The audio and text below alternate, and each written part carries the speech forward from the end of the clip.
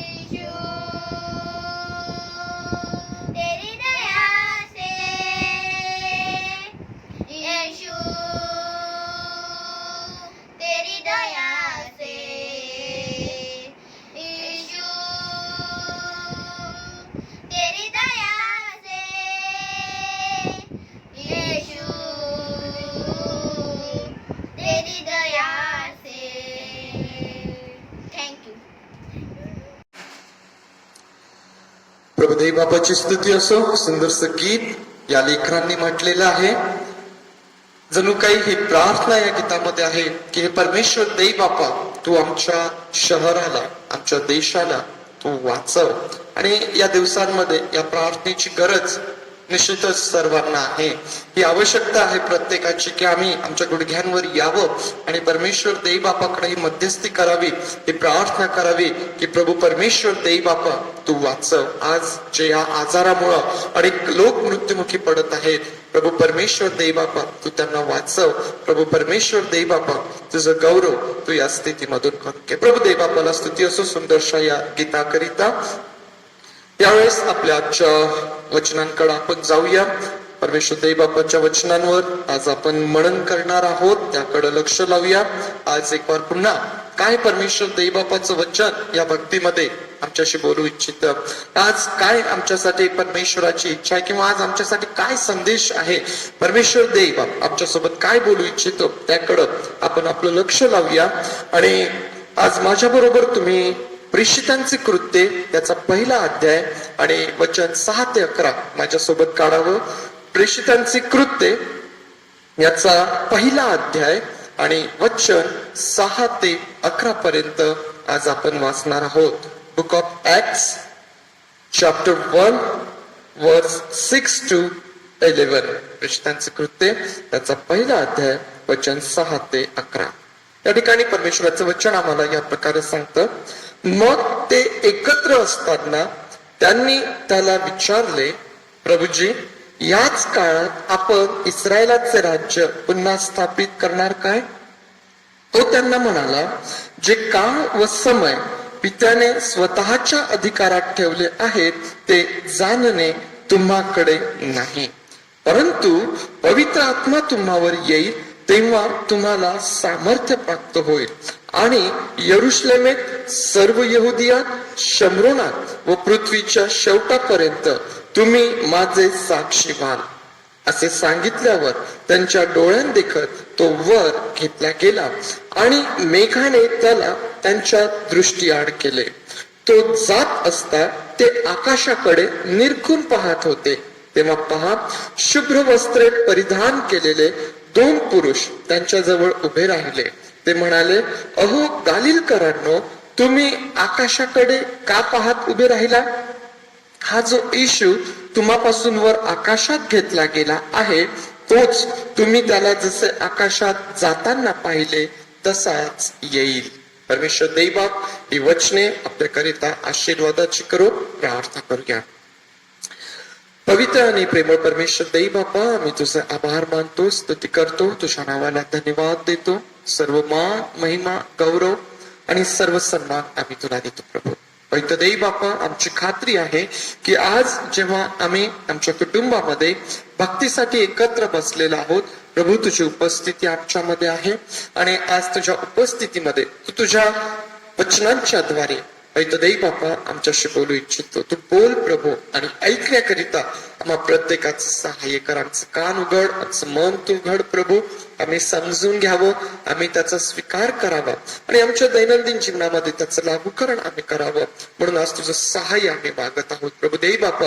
ही वेळ आम्हा सर्वांसाठी आशीर्वादाची कर आणि तुझं वचन जे आमच्या जीवनामध्ये आम्हाला नवीन करतं, आमची पुनर्बांधणी करतं प्रभू देई बापा, ते तुझं कार्य तू कर प्रभू.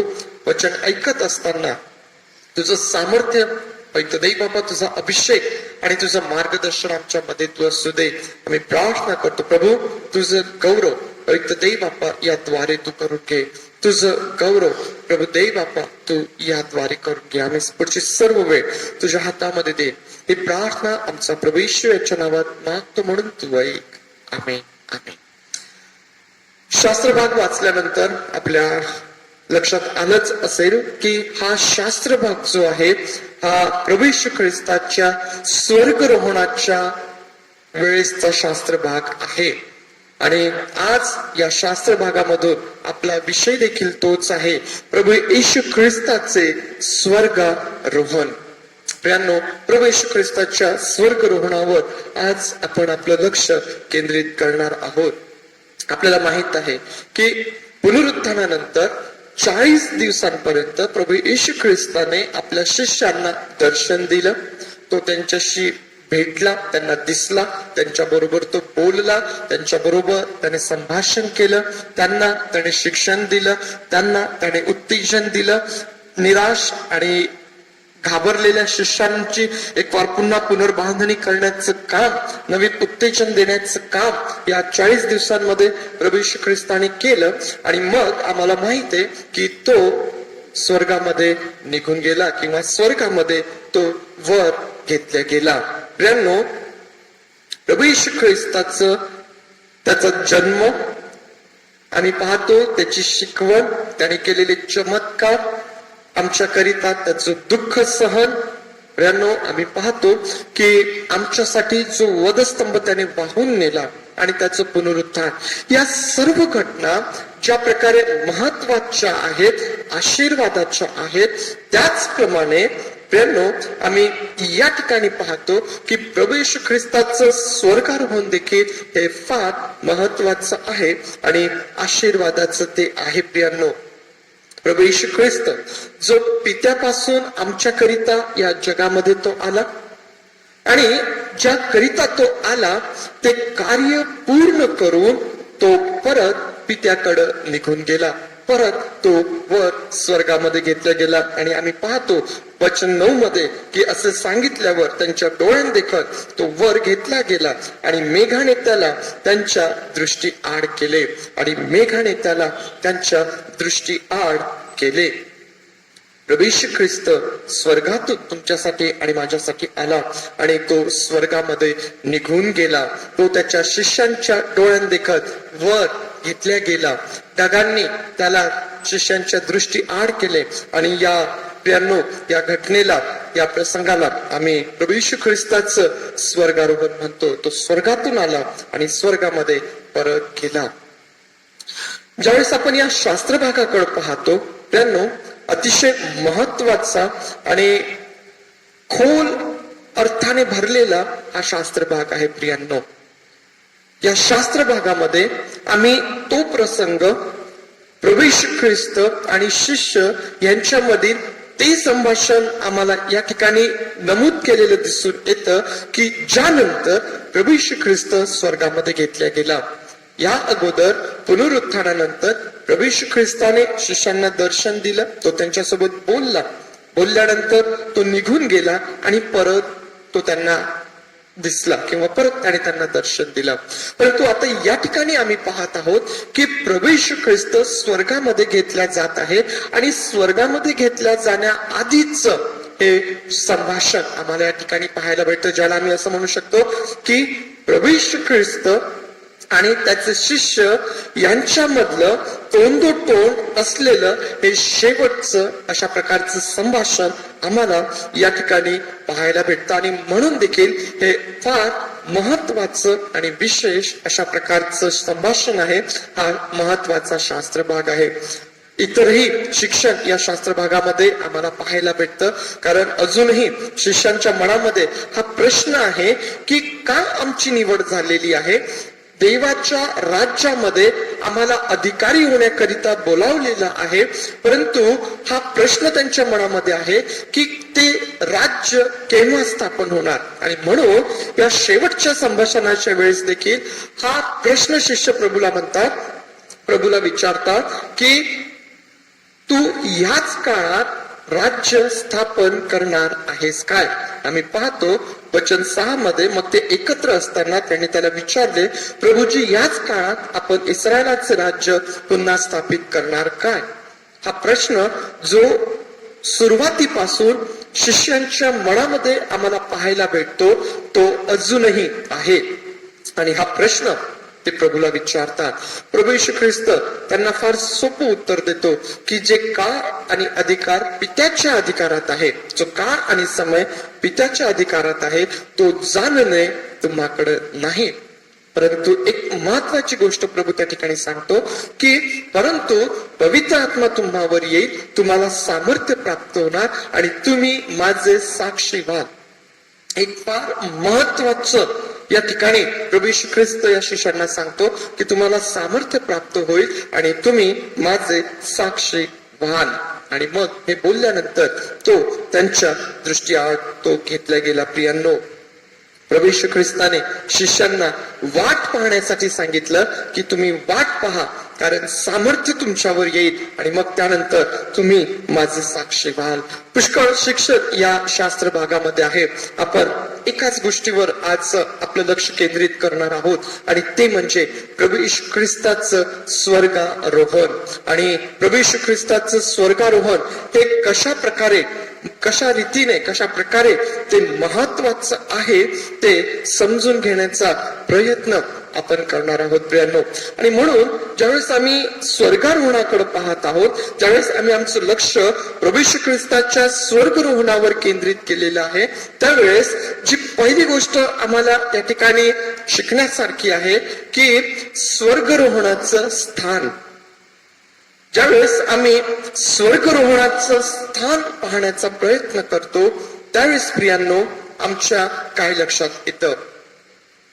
स्वर्गारोहण जे आहे प्रभू येशू ख्रिस्ताचं पहिलं आगमन आणि प्रभू येशू ख्रिस्ताचं दुसरं आगमन यांचा मध्यबिंदू म्हणून स्वर्गारोहण आम्हाला पाहायला भेटतं. प्रियांनो, प्रभू येशू ख्रिस्ताचं पहिलं आगमन आणि प्रभू येशू ख्रिस्ताचं दुसरं आगमन यांच्या मध्ये आम्हाला प्रियांनो जे स्वर्गारोहण आहे ते आम्हाला एक मध्यस्थान आम्हाला पाहायला भेटतं. जर आम्ही एक लाईन जर ओढली, एक रेषा जर आम्ही ओढली आणि तिच्या एका बाजूला जर आम्ही प्रभू येशू ख्रिस्ताचं पहिलं आगमन लिहिलं, दुसऱ्या टोकाला प्रभू येशू ख्रिस्ताचं दुसरं आगमन लिहिलं, तर प्रियांनो त्याचा मध्यबिंदू जो आहे तो आम्हाला स्वर्गारोहण म्हणून आम्हाला दिसून येईल. प्रभू येशू ख्रिस्ताचं स्वर्गारोहण ज्यावेळेस आम्ही प्रभू येशू ख्रिस्ताच्या पहिल्या आगमनाकडे पाहतो त्यावेळेस आमच्या असं लक्षात येतं की पहिल्या आगमनामध्ये प्रभू येशू ख्रिस्त आमच्यासाठी तारणारा म्हणून जन्माला आला.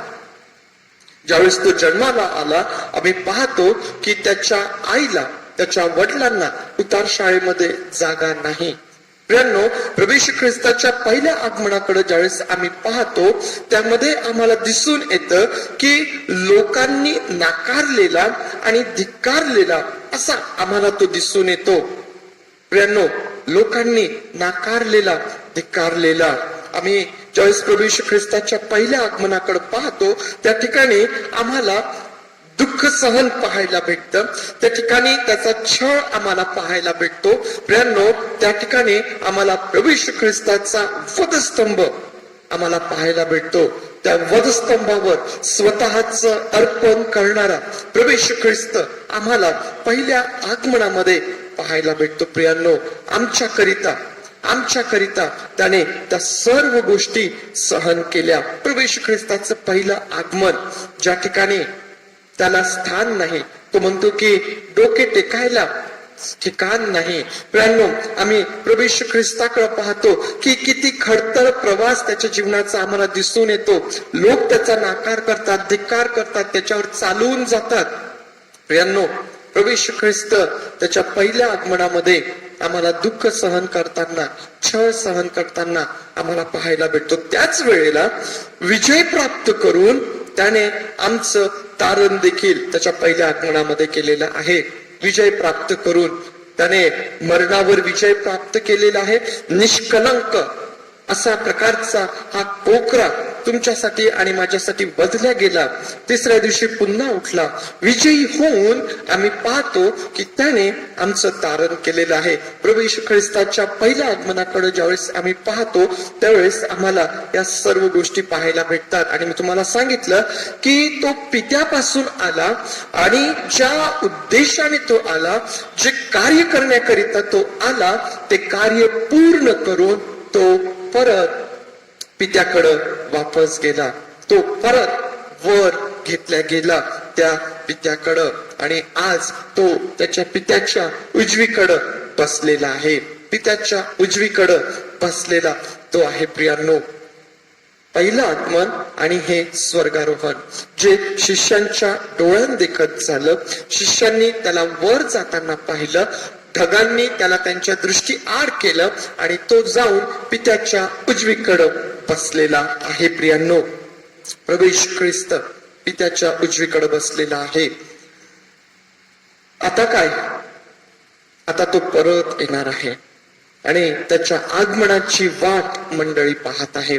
प्रभू येशू ख्रिस्त परत येणार आहे आणि त्याच्या दुसऱ्या येण्याची वाट मंडळी पाहत आहे प्रियांनो. आणि आता ज्यावेळेस आम्ही प्रभू येशू ख्रिस्ताच्या दुसऱ्या आगमनाकडे जर आम्ही आमचं लक्ष लावलं तर आम्हाला असं दिसून येतं की पहिल्या वेळेस ज्या प्रकारे तो आला, नम्र होऊन, लीन होऊन, त्याला ठिकाण नाही, त्याला स्थान नाही, त्याला जागा नाही, परंतु आता या दुसऱ्या आगमनामध्ये प्रभू येशू ख्रिस्त त्याच्या सामर्थ्याने आणि त्याच्या सर्व वैभवाने तो येणार आहे. प्रभू येशू ख्रिस्ताच्या दुसऱ्या आगमनामध्ये तो सर्व त्याच्या वैभवाने येणार आहे.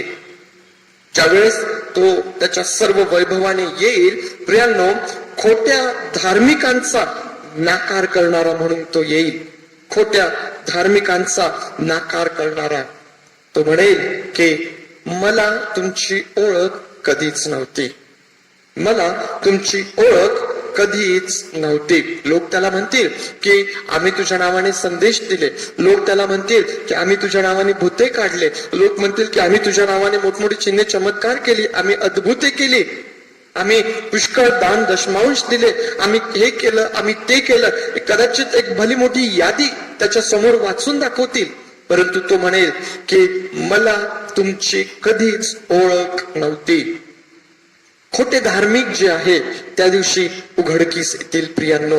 प्रभू येशू ख्रिस्ताच्या दुसऱ्या आगमनामध्ये खोटे धार्मिक जे आहेत, कारण आज आम्ही पाहतो की मनुष्याने स्वतःला अशा एका ठिकाणी अडकवून घेतलेला आहे किंवा अशा स्थितीमध्ये मनुष्याने स्वतःला आणलेला आहे की ज्या ठिकाणी तो स्वतःला धार्मिक समजतो, ज्या ठिकाणी इतर लोक त्याच्याकडे धार्मिक म्हणून बघतात, परंतु महत्वाचं आहे की प्रभू परमेश्वर देव आमच्याकडे कोणत्या दृष्टीने पाहतो.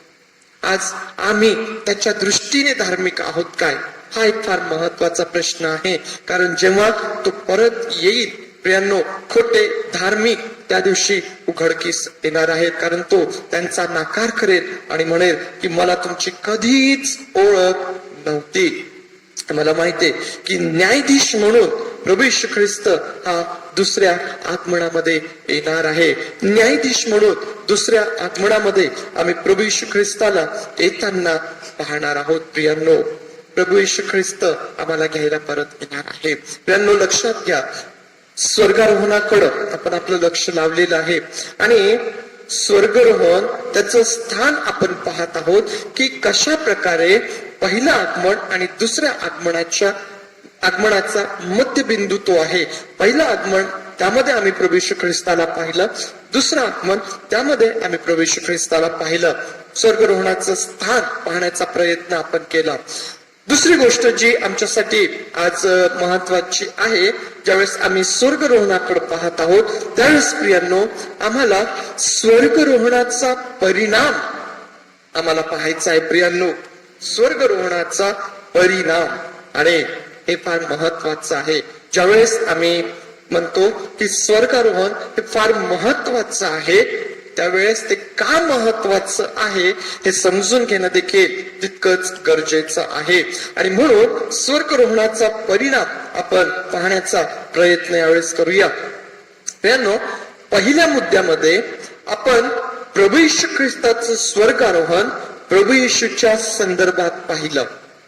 लक्षात घ्या, पहिल्या मुद्द्यामध्ये आपण प्रभू येशू ख्रिस्ताचं स्वर्गारोहण प्रभू येशू ख्रिस्ताच्या संदर्भात पाहिलं. त्याचं पहिलं आगमन, त्याचं दुसरं आगमन. या मुद्द्यामध्ये आपण प्रभू येशू ख्रिस्ताचं स्वर्गारोहण मनुष्याच्या संदर्भात पाहणार आहोत. या मुद्द्यामध्ये प्रभू येशू ख्रिस्ताचं स्वर्गारोहण मनुष्याच्या संदर्भात आपण पाहणार आहोत. मनुष्यावर त्याचा झालेला परिणाम आपण यावेळेस पाहणार आहोत प्रियांनो. आणि म्हणून हा एक प्रश्न मी तुमच्या समोर ठेवत आहे की का प्रभू येशू शिष्यांच्या डोळ्या देखत वर घेतला गेला? का प्रभू येशू ख्रिस्त शिष्यांच्या डोळ्या देखत वर घेतला गेला? का तो चुपचाप वर चालला गेला नाही? ज्या प्रकारे पुनरुत्थानानंतर तो शिष्यांना दर्शन देत होता, त्यांच्याशी बोलत होता आणि निघून जात होता, तसाच तो स्वर्गात का निघून नाही गेला? का तो शिष्यांच्या डोळ्या देखत स्वर्गामध्ये घेतला गेला? का? मित्रांनो, दोन घटना ज्या आहेत त्या शिष्यांना मोठ्या आव्हानात्मक आहेत, त्या स्वीकारण्यासाठी मोठ्या आव्हानात्मक आहेत. आणि त्या दोन घटना म्हणजे एक प्रभू येशू ख्रिस्ताचं पुनरुत्थान आणि दुसरी घटना म्हणजे प्रभू येशू ख्रिस्ताचं स्वर्गारोहण. या दोनही घटना शिष्यांसाठी मोठ्या आव्हानात्मक अशा प्रकारच्या त्या आहेत. प्रियांनो, आव्हानात्मक त्या होत्या, कारण जोपर्यंत त्या डोळ्यांनी पाहत नाही तोवर त्यावर विश्वास ठेवणे किंवा त्याचा प्रचार करणे कठीण आहे. लक्षात घ्या, मानवी बुद्धी ही मर्यादित आहे. जोपर्यंत एखादी गोष्ट आम्ही आमच्या डोळ्यांनी पाहत नाही तोपर्यंत ती समजून घेणे, तिच्यावर विश्वास ठेवणे कठीण आहे. शिष्यांनी प्रभू येशू ख्रिस्ताला मृतांना जिवंत करताना बघितलेलं आहे. मृतांना, लाजरस असेल किंवा विधवेचा मुलगा असेल, यांना जिवंत करताना शिष्यांनी पाहिलं. परंतु प्रभू येशू ख्रिस्त स्वतः वधस्तंभावर मरण पावला. शिष्यांनी ते पाहिलं, सर्व जगाने ते पाहिलं की प्रभू येशू ख्रिस्त वधस्तंभावर मरण पावला. मग जो मरण पावलाय, जो मृत झाला, तो परत कसा काय उठेल बरं? मानवी बुद्धीला हे फार चॅलेंजिंग आहे, आव्हानात्मक ते आहे. शिष्यांसाठी देखील ते होतं. आणि म्हणून आम्ही पाहतो की प्रभू येशू ख्रिस्ताच्या पुनरुत्थानानंतर ज्या ज्या लोकांना दर्शन झालं त्या लोकांनी विश्वास ठेवला. जोपर्यंत त्यांना दर्शन झालं नाही, जोपर्यंत त्यांनी पुनरुत्थित प्रभूला आपल्या उघड्या डोळ्यांनी बघितलं नाही, तोपर्यंत त्यांना विश्वास ठेवायला फार कठीण गेलं. आणि आम्ही पाहतो की एक एक कडी कशी त्यामध्ये जुळत गेले. मरिया मग्दालिया असेल, अम्माऊस गावाच्या रस्त्यावरील दोघे जण असतील, त्यानंतर शिष्य एकत्र असताना प्रभू येशू ख्रिस्ताने दिलेलं त्यांना दर्शन, थोमा त्यांच्यामध्ये नाही, नंतर थोमा त्या ठिकाणी आला. आम्ही हे पाहतो की जोपर्यंत प्रभू येशू ख्रिस्ताला, पुनरुत्थित प्रभू येशू ख्रिस्ताला डोळ्यांनी बघितलं नाही तोपर्यंत त्यावर विश्वास ठेवणे हे खरंच फार शिष्यांसाठी कठीण होतं. आणि म्हणून आम्ही पाहतो की पुनरुत्थानानंतर 40 दिवसांपर्यंत प्रभू येशू ख्रिस्ताने शिष्यांना दर्शन दिलेलं आहे. आणि मग त्यानंतर आता आम्ही पाहत आहोत की तो त्यांच्या डोळ्या देखत वर घेतला गेला. स्वर्गारोहण आम्ही या ठिकाणी पाहत आहोत. आणि हे देखील एक फार मोठं आव्हानच आहे की एक मनुष्य जो आपल्या बरोबर बोलत आहे आणि बोलता बोलता तो आमच्या डोळ्यात देखत वर घेतला जावा, प्रियांनो, विचार करण्यासारखा आहे. खरंच हे एक आव्हानात्मक आहे. आणि शिष्य या दोन्ही घटनांचे साक्षी आहेत. शिष्य या दोन्ही घटनांचे साक्षी आहेत. शिष्यांनी आपल्या उघड्या डोळ्यांनी पुनरुत्थित प्रभूला पाहिलं. शिष्यांनी आपल्या उघड्या डोळ्यांनी प्रभू येशू ख्रिस्ताचं स्वर्गारोहण पाहिलं. आणि का प्रभू येशू ख्रिस्त शिष्यांच्या डोळ्या देखत वर घेतला गेला?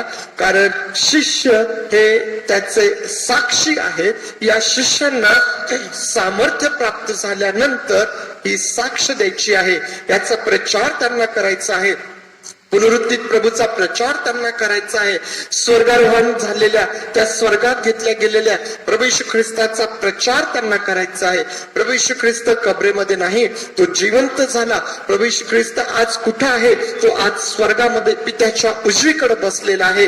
हा प्रचार शिष्यांना करायचा आहे. हे त्याचे साक्षी आहेत, प्रियांनो. आणि म्हणून आम्ही या ठिकाणी पाहतो की का प्रभू येशू ख्रिस्त शिष्यांच्या डोळ्या देखत वर घेतल्या गेला. आम्ही पाहतो की या स्वर्गारोहणामुळं शिष्यांना धैर्य प्राप्त झालं आणि त्यांनी धीराने व एक चित्ताने स्वर्गीय सामर्थ्याची वाट पाहिली. प्रभू येशू ख्रिस्ताच्या स्वर्गारोहणाचा हा एक आणखीन परिणाम आम्ही पाहतो की त्याद्वारे जेव्हा शिष्यांनी आपल्या उघड्या डोळ्यांनी प्रभू येशू ख्रिस्ताला वर घेताना पाहिलं, वर जाताना पाहिलं, प्रियांनो, त्यांना त्या ठिकाणी धीर प्राप्त झाला, धैर्य त्यांना त्या ठिकाणी प्राप्त झालं.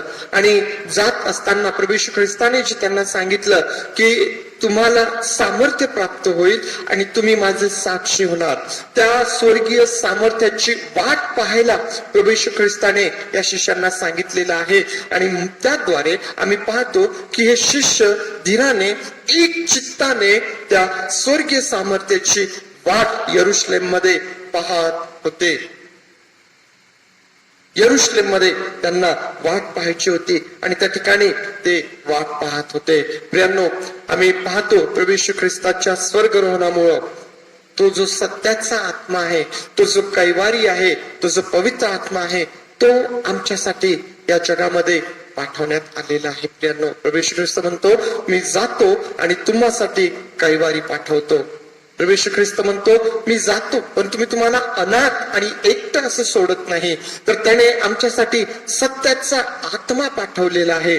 प्रभू येशू ख्रिस्त स्वर्गात घेतला गेला आणि त्याने तुमच्यासाठी आणि माझ्यासाठी कैवारी, तो सत्याचा आत्मा, तो पवित्र आत्मा पाठवला, जो आमच्या सोबत राहतो, जो आमच्या मध्ये राहतो. प्रियांनो, स्वर्गरोहणामुळं पवित्र आत्मा आमच्यासाठी या जगामध्ये पाठविण्यात आलेला आहे. प्रियांनो, स्वर्गरोहण प्रभू येशू ख्रिस्त आज पित्याच्या उजवीकडे बसलेला आहे आणि म्हणून आज आम्ही म्हणू शकतो की स्वर्गामध्ये आमच्यासाठी आज एक मध्यस्थ आहे, जो आमच्यासाठी पित्याजवळ मध्यस्थी करतो, जो दररोज आमच्यासाठी त्या पित्याजवळ मध्यस्थी करत आहे. प्रियांनो, आज स्वर्गामध्ये तुमच्यासाठी आणि माझ्यासाठी असा मध्यस्थ आहे की जो तुमच्या आणि माझ्यासारखा झाला, जो तुमच्यासाठी आणि माझ्यासाठी मनुष्य झाला, ज्याला तुमचं आणि माझं दुखणं कळतं, ज्याला आमचे आजार कळतात, जो आम्हाला जाणतो, जो आम्हाला ओळखतो. प्रियांनो, ज्याला आमची वृत्ती माहित आहे, ज्याला आमचा अशक्तपणा माहित आहे, ज्याने स्वतः या मानवी जीवनाचा, ज्याने स्वतः मानवी स्वभावाचा अनुभव घेतला, जो स्वतः पूर्ण देव, पूर्ण मानव, तो आज आमच्यासाठी स्वर्गामध्ये मध्यस्थ आहे. प्रियांनो, प्रभू येशू ख्रिस्ताच्या स्वर्गरोहणामुळं आज आमच्यासाठी स्वर्गामध्ये आज एक मध्यस्थ आहे. प्रियांनो, हे आम्हाला पाहायला भेटतं आणि निश्चितच आम्हाला माहिती आहे की त्याच्या मध्यस्थीची किती गरज आम्हाला आहे, त्याच्या मध्यस्थीची किती गरज आज आम्हाला आहे. प्रियांनो, आम्ही रोज अशा प्रकारे वागतो, रोज अशा प्रकारे जगतो, रोज अशा प्रकारे आम्ही जीवन जगतो की ज्या ठिकाणी आम्हाला मध्यस्थीची गरज आहे. आणि आज प्रभू येशू ख्रिस्त आमच्यासाठी स्वर्गरोहणामध्ये आमचा मध्यस्थ आहे, स्वर्गामध्ये आमचा मध्यस्थ आहे. प्रियांनो, स्वर्गरोहणाकडं आपण पाहत आहोत. स्वर्गरोहणाचं स्थान आम्ही पाहिलं, पहिलं आगमन, दुसऱ्या आगमनाच्या मध्ये मध्यबिंदू आम्ही पाहिलं की स्वर्गरोहणाचा परिणाम काय झाला. आणि आणखीन एक महत्वाची गोष्ट त्या ठिकाणी आहे की स्वर्गरोहणाचा संदेश.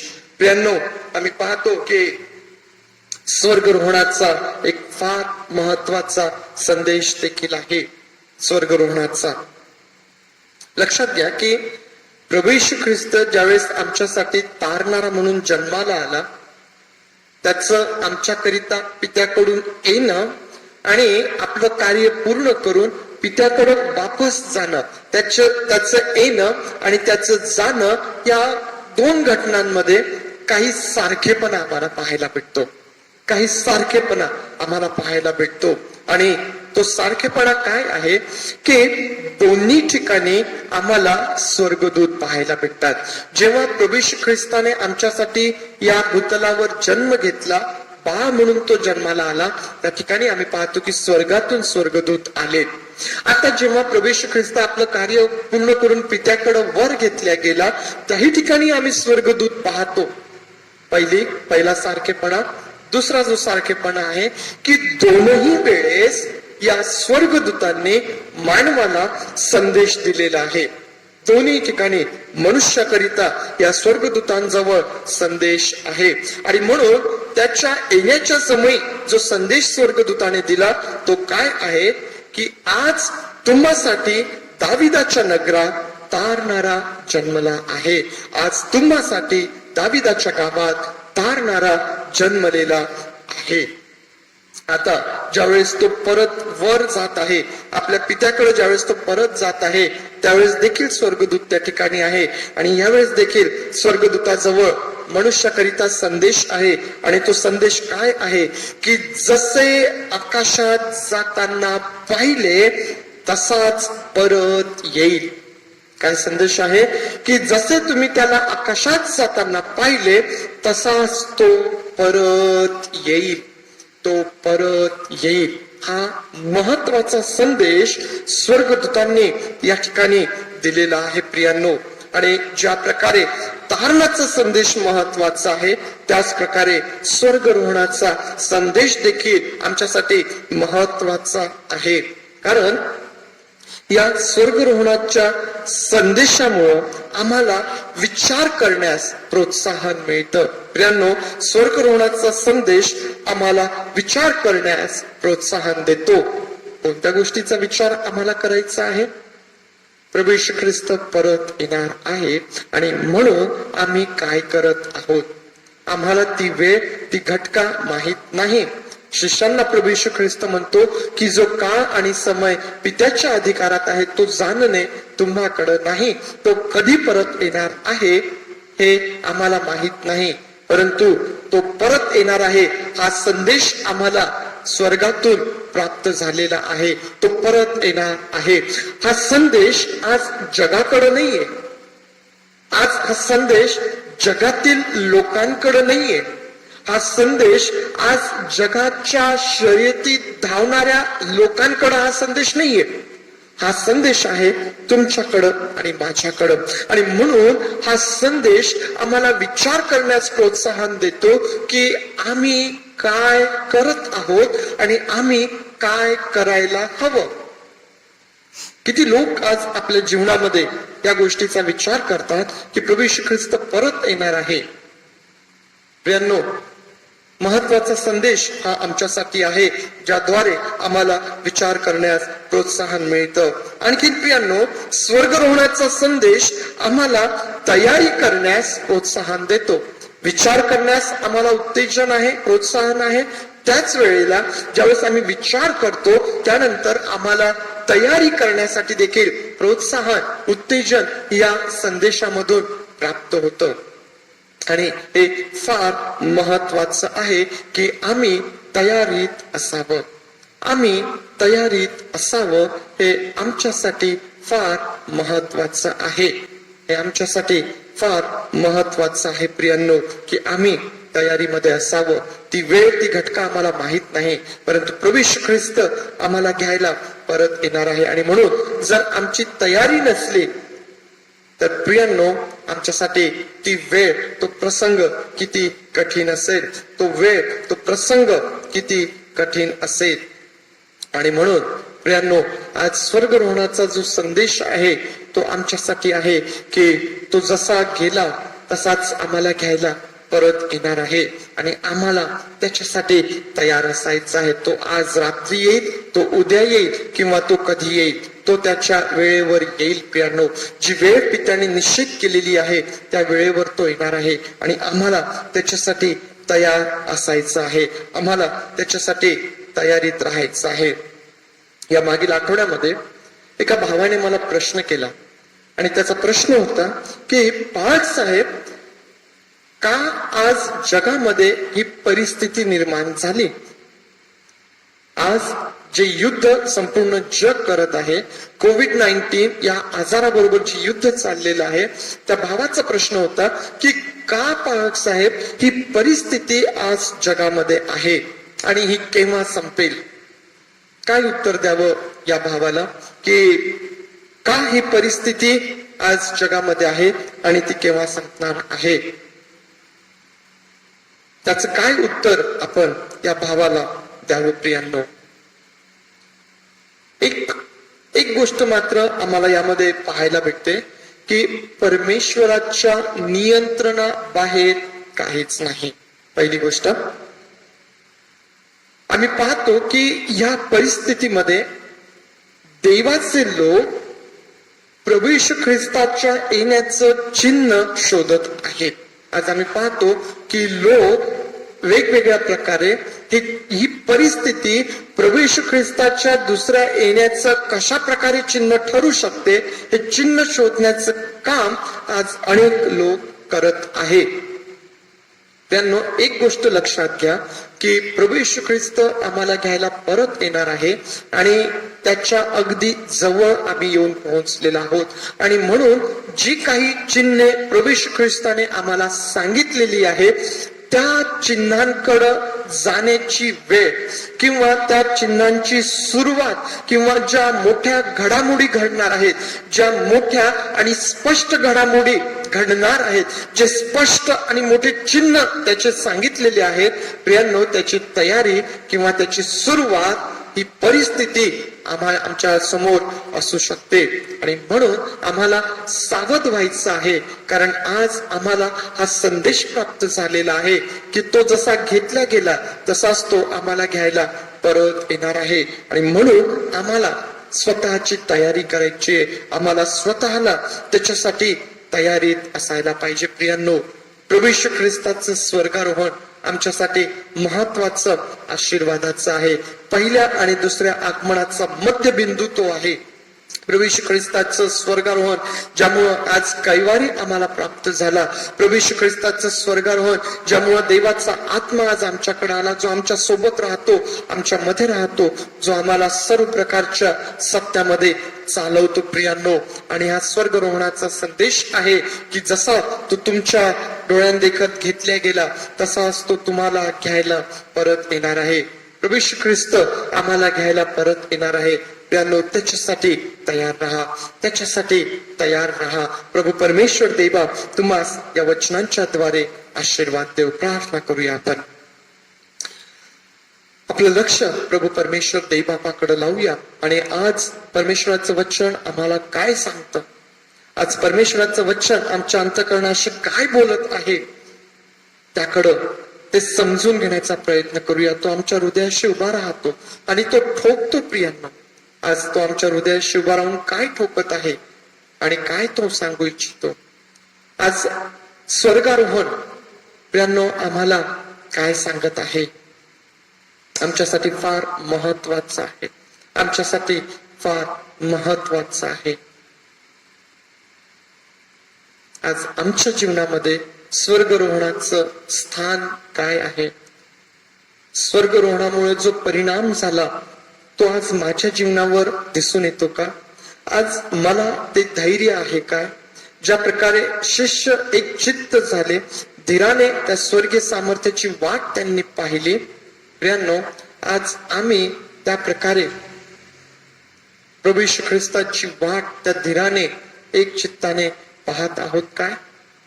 आज ज्या स्वर्गीय सामर्थ्याविषयी प्रभू येशू ख्रिस्ताने शिष्यांना सांगितलं, आज ते सामर्थ्य आमच्या जीवनामध्ये आहे काय? ते आम्हाला प्राप्त झालेलं आहे काय? प्रियांनो, स्वर्गरोहणाचा जो संदेश आहे तसाच तो परत येईल. किती आम्ही या संदेशाला गांभीर्याने घेतलेला आहे, आज आमच्यासाठी फार महत्वाचं आहे. होय प्रभू देव बापा, आज आम्हा प्रत्येकाबरोबर तू बोल आणि या तुझ्या वचनांच्या द्वारे आम्हा सर्वांना तू आशीर्वादित कर, आम्हा सर्वांना तू आशीर्वादित कर. पवित्र देव बापा, आम्हा सर्वांना तू आशीर्वादित कर. प्रभू देव बापा, आम्ही स्वर्गरोहणाचा संदेश स्वीकारावा, ग्रहण करावा, आम्ही विचार करावा आणि आमच्या स्वतःची तयारी करावी. आम्ही तुझ्या परत येण्यासाठी तयार असावं म्हणून तू आज आम्हा प्रत्येकाचं सहाय्य कर. प्रभू देव बापा, या जगात आम्ही राहत असताना या जगातल्या गोष्टींमध्ये आम्ही स्वतःला व्यस्त करून घेतो, गुंतवून घेतो. तू आम्हा प्रत्येकाचे सहाय्य कर आणि तुझी कृपा तू आम्हा सर्वांना पुरव. आम्ही सर्वजण स्वतःला तुझ्या हातात देत आहोत प्रभू. देव बापा, आज प्रार्थना करत असताना एक वार पुन्हा मी सर्व मंडळी आणि मंडळीतील लहान थोरांना तुझ्या समोर घेऊन येतो प्रभू. आज आमच्यापैकी जर कोणी दुःखनाईत आहे, जर कोणी आजारी आहे प्रभू, देव बापा तू त्यांना स्पर्श कर आणि त्यांना आरोग्य दे प्रभू. तुझा स्पर्श, तुझं ते सामर्थ्य आम्हाला बदलून टाकतं प्रभू. त्याचा अनुभव त्यांच्या जीवनात येऊ दे प्रभू. देव बापा, आज आम्हापैकी जे लोक आनंदी आहेत, आज ज्यांच्या जीवनामध्ये उपकार स्तुती आहे, वेगवेगळे विषय, वेगवेगळी कारण उपकार स्तुतीचे असतील प्रभू, त्यांची उपकार स्तुती तू मान्य कर आणि तुझे स्वर्गीय आशीर्वाद तुझ्या लेकरांवर तू ओत प्रभू. आणि प्रत्येकाचं तू सहाय्य कर, प्रत्येकाचं तू सहाय्य कर, प्रत्येकाची काळजी तू घे प्रभू. देव बापा, होय प्रभू, एक वार पुन्हा आजच्या या वेळेकरिता, या भक्तीकरिता, तुझ्या वचनांकरिता, तुझ्या सर्व आशीर्वादांकरिता, तुझ्या सर्व आरोग्याकरिता, कृपेकरिता आम्ही तुझे मनापासून आभार मानतो, स्तुती करतो. आम्ही सर्व तुझ्या अधीन होतो. पुढची सर्व वेळ तुझ्या हातामध्ये दे. ही प्रार्थना आमचा प्रभू येशू याच्या नावात मागतो म्हणून तू होई. आमेन, आमेन. ओके, प्रभू देव बापाची स्तुती असो. स्वर्गरोहणाचा संदेश आपण ऐकला. का आज मी स्वर्गरोहणाचा संदेश दिला याचं उत्तर तुम्ही मला सांगायचं आहे. तुम्ही मला मेसेज करू शकता, फोन करू शकता, कमेंट बॉक्स मध्ये टाकू शकता की का मी आज स्वर्गरोहणाचा संदेश दिलेला आहे. वाट बघतोय तुमच्या उत्तरांची. यावेळेस प्रभूने शिकवलेली प्रार्थना म्हणूया आणि मग सुवंददेव परात्पर हे गीत गाऊ आणि आशीर्वाद आपण घेऊया. हे आमच्या स्वर्गातील बापा, तुझे नाम पवित्र मानले जाव, तुझे राज्य येऊ, जसे स्वर्गात तसेच पृथ्वीवर, तुझ्या इच्छेप्रमाणे हो. आमची रोजची भाकर आज आम्हास दे आणि जसे आम्ही आमच्या ऋण्यास ऋण सोडले आहेत तसेच तू आमची ऋणे आम्हास सोड आणि आम्हास परीक्षेत आणू नकोस तर आम्हास वाईटापासून सोडे. कारण की राज्य, सामर्थ्य आणि गौरव ही सर्व काळ तुझीच आहे. आमेन. सुवंद्य देवा परात्पर स्तवा हो त्याला खालीवर तो बाप पुत्र आत्मा जा त्रैक्याला ध्यानांत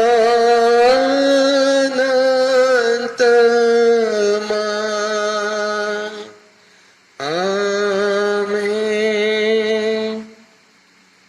आता प्रभू येशू ख्रिस्ताची कृपा, देव बापाची प्रीती आणि पवित्र आत्म्याची सुसंगती तुम्हा सर्वांबरोबर प्रभू येशू ख्रिस्त येईपर्यंत सदोदित असो.